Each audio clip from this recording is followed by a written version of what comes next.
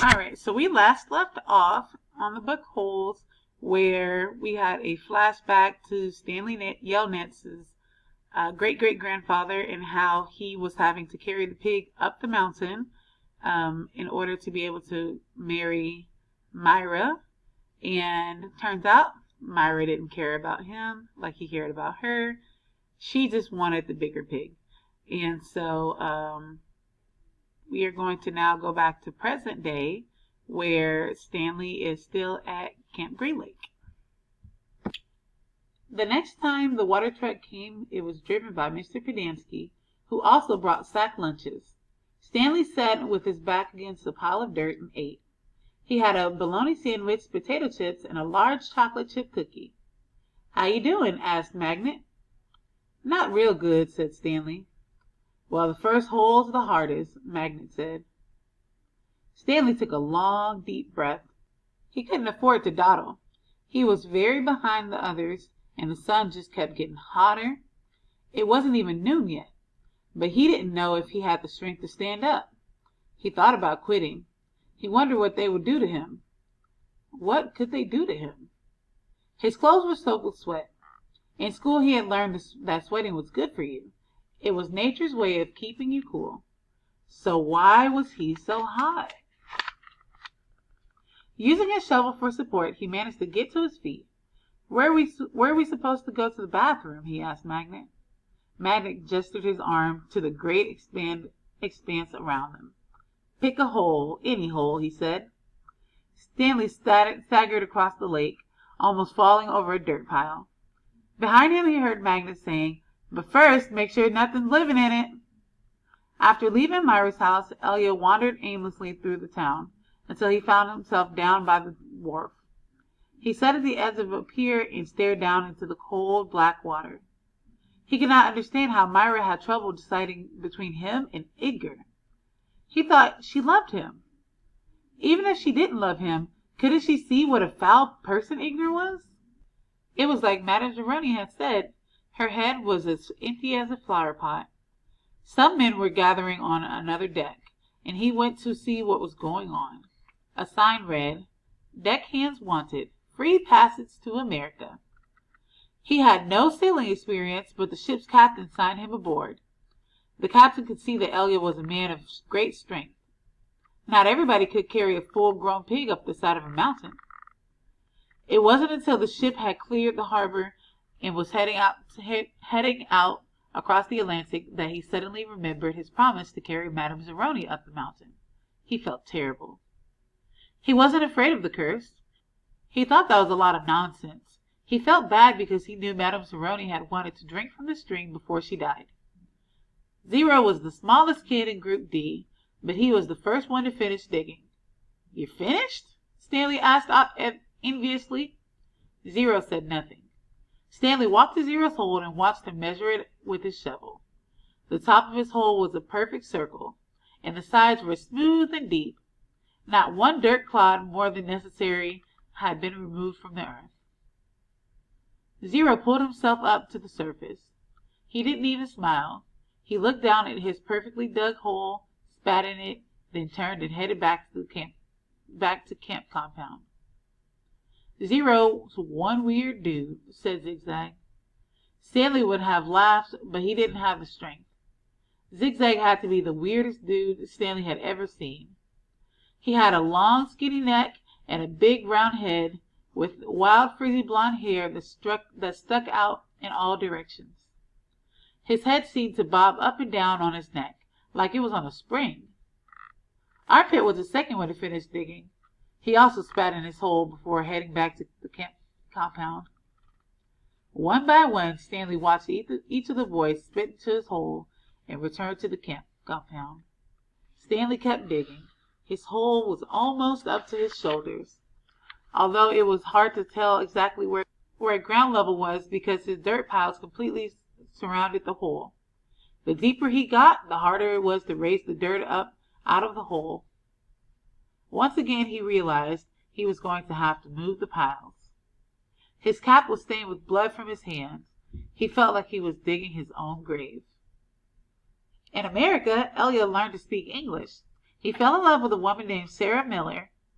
She could push a plow, milk a goat, and, most important, think for herself. She and Elia often stayed up half the night talking and laughing together. Their life was not easy. Elia worked hard, but bad luck seemed to follow him everywhere. He always seemed to be in the wrong place at the wrong time. He remembered Madame Zeroni telling him that she had a son in America. Elia was forever looking for him. He'd walk up to a complete stranger and ask if he knew someone named Zeroni, or had he ever heard of anyone named Zeroni. No one did. Elia wasn't sure what he'd do if he ever found Madame Zeroni's son anyway. Carry him up a mountain and sing the pig lullaby to him? After his barn was struck by lightning for the third time, he told Sarah about his broken promise to Madame Zeroni. "I'm worse than a pig thief," he said. "You should leave me and find someone who isn't cursed." "I'm not leaving you," said Sarah, "but I want you to do one thing for me." "Anything," said Elia. Sarah smiled. "Sing me the pig lullaby." He sang it for her. Her eyes sparkled. "That's so pretty. What does it mean?" Elia tried his best to translate it from Latvia into English, but it wasn't the same. "It rhymes in Latvia," he told her. "I could tell," said Sarah. A year later the child was born. Sarah named him Stanley because she noticed that Stanley was yellow and spelled backwards. Sarah changed the words of the pig lullaby so that they rhymed, and every night she sang it to little Stanley. If only the woodpeckers sigh, the bark on the tree was as soft as the skies, while the wolf waits below, hungry and lonely, crying to the moon, if only, if only.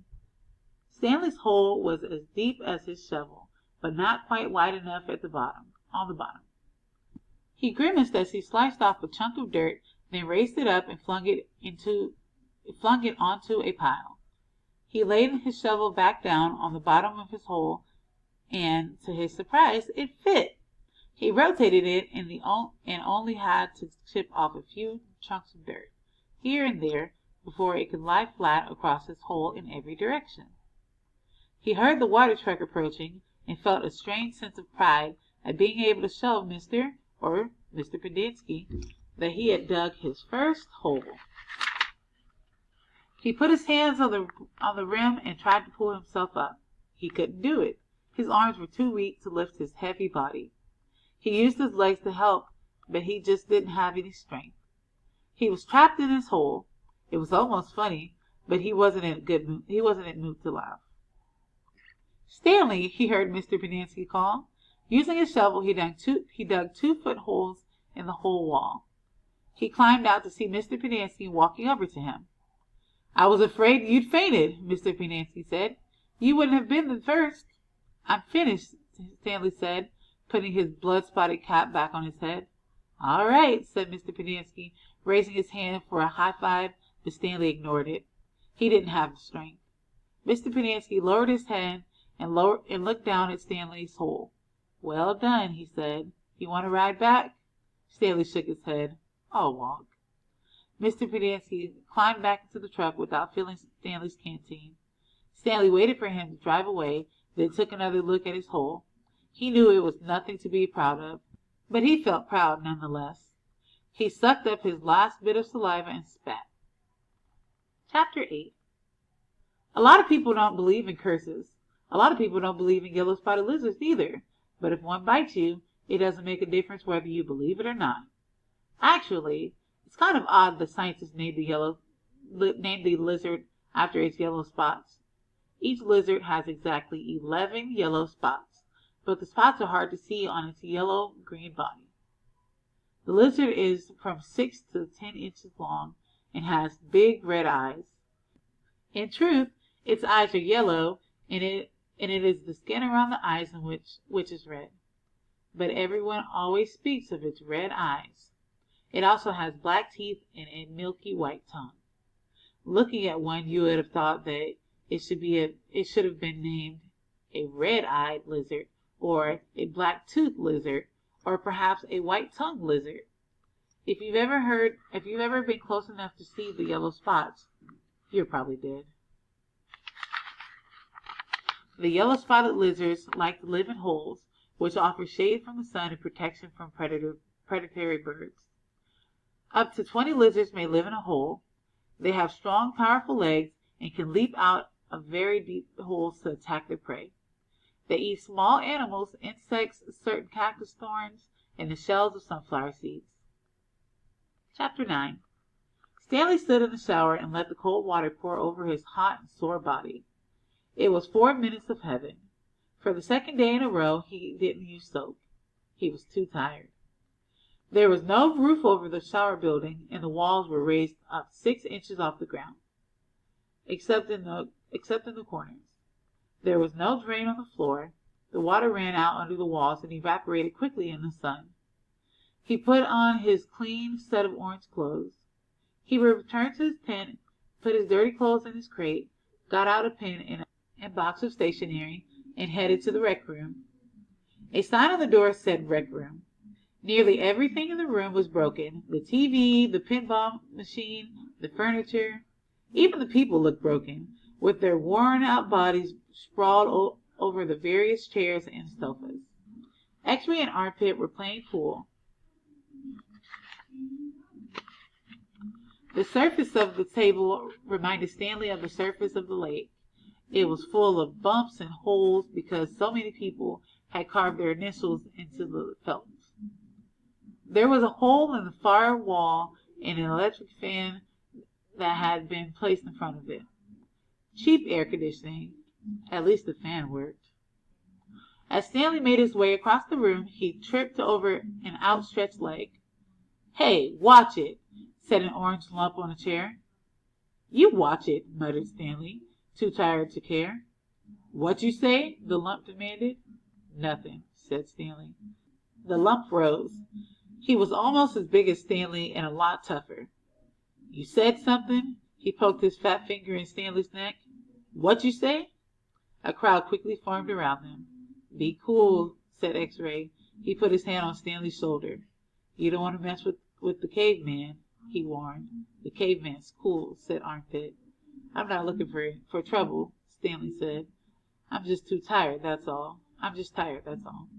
The lump grunted. X-Ray and Armpit led Stanley over to a couch. Squid slid over to make room for as Stanley sat down.